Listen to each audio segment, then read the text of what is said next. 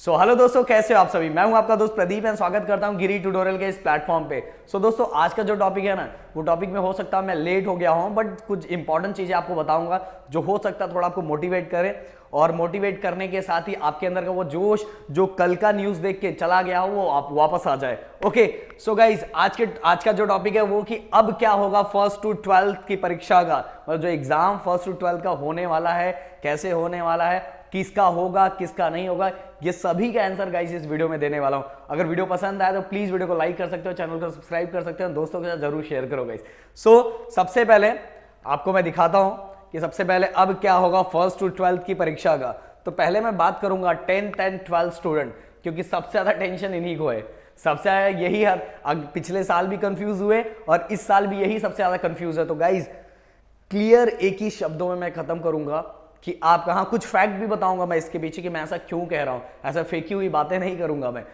10th and 12th का board exam 101% confirm होने वाला है। क्यों सर ऐसा आप इतना पूरा क्लियरली कैसे हमें बोल पा रहे हो, बता पा रहे हो? तो मैं फैक्ट बताता हूं क्यों, क्या रीजन है।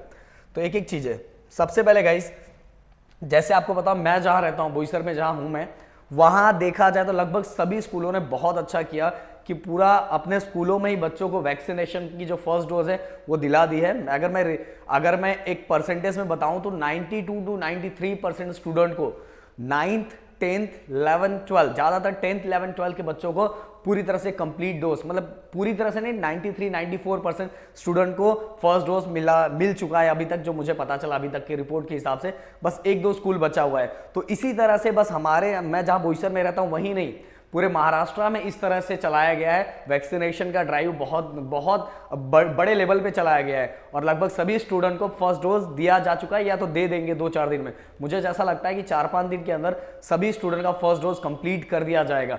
आपको गाइस अगर मैं और एक रिकॉर्ड बताऊं तो टोटल 15, देखो जो वैक्सीनेशन का अप्रूवल मिला है वो 12 से 18 के स्टूडेंट का मिला है, बट हमारी जो गवर्नमेंट है उसने जो डिसीजन लिया, परफेक्ट डिसीजन लिया।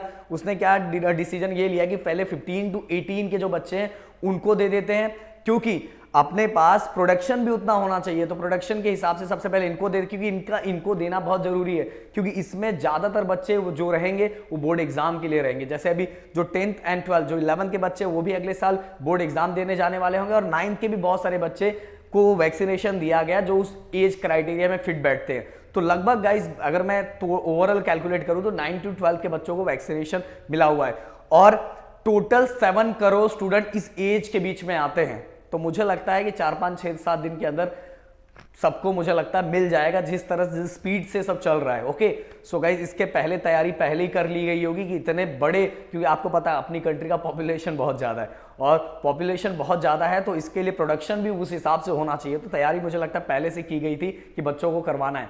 और गाइस एक चीज पे अगर आप और फोकस करोगे कि अगर आज मैं बात करूं कि अगर आज आपने फर्स्ट डोज लिया हुआ है, ओके, अगर आज आपने फर्स्ट डोज लिया, आज क्या तारीख है? 9 तारीख है, ओके, तो नेक्स्ट डोज जो होता है वो 28 डेज, मतलब हमारा जो नेक्स्ट स्कूल ओपन करने का जो डेट कब तक बंद करने का दिया हुआ 15 फैब तक। तो 15 फैब से पहले ही आपके सेकेंड डोज का जो भी आपने लिया हुआ सेकेंड डोज का जो डेट है वो आ चुका रहेगा।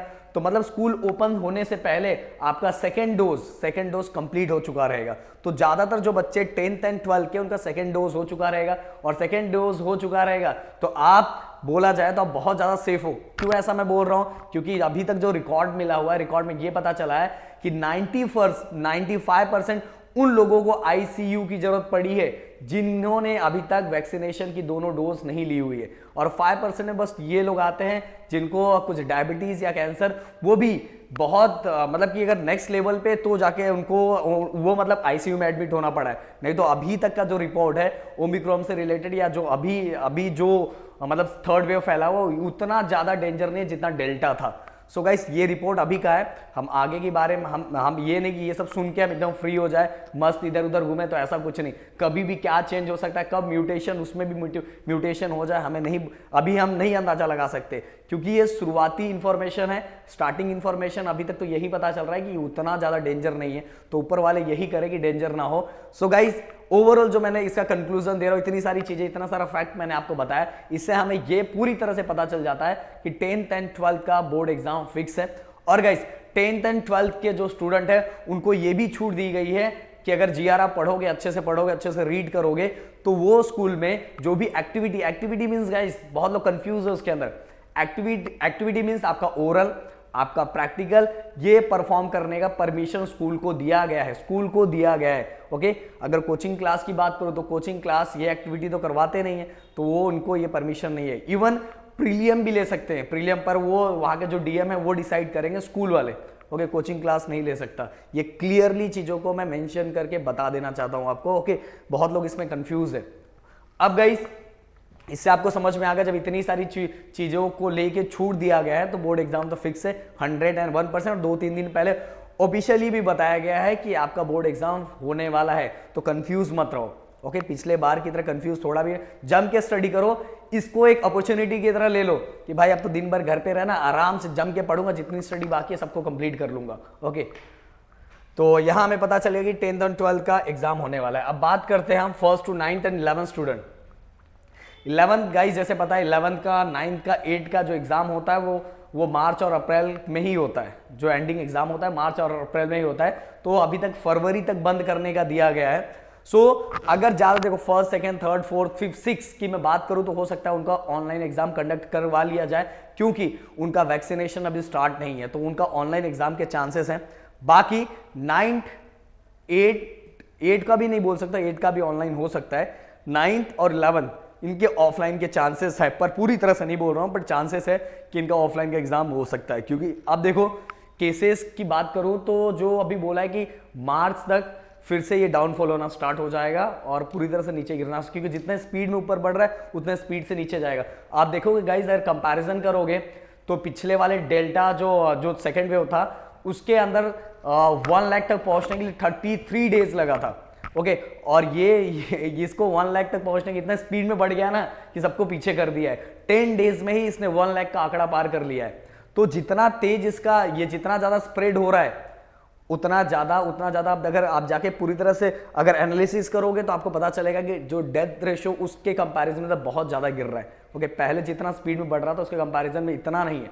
तो ये सब कंक्लूजन, ये सब चीजें मैंने बहुत रिसर्च करके ये सब चीजें मैं आपको बता रहा हूँ, ये सभी चीजें मैं आपके साथ शेयर कर रहा हूँ।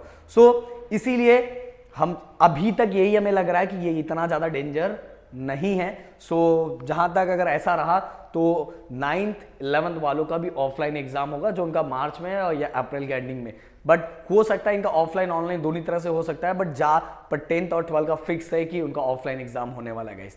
सो गाइस वीडियो मेरे ख्याल से आपको पसंद आएगा, वीडियो अच्छा लगा तो प्लीज वीडियो को लाइक कर सकते हैं, चैनल को सब्सक्राइब कर सकते हैं एंड जरूर अपने दोस्तों के साथ शेयर करो गाइस, और उनको भी ये इन्फॉर्मेशन पता चले। Bye bye, tata, take care and guys सबसे बड़ी बात अपना ध्यान रखो। जय हिंद दोस्तों।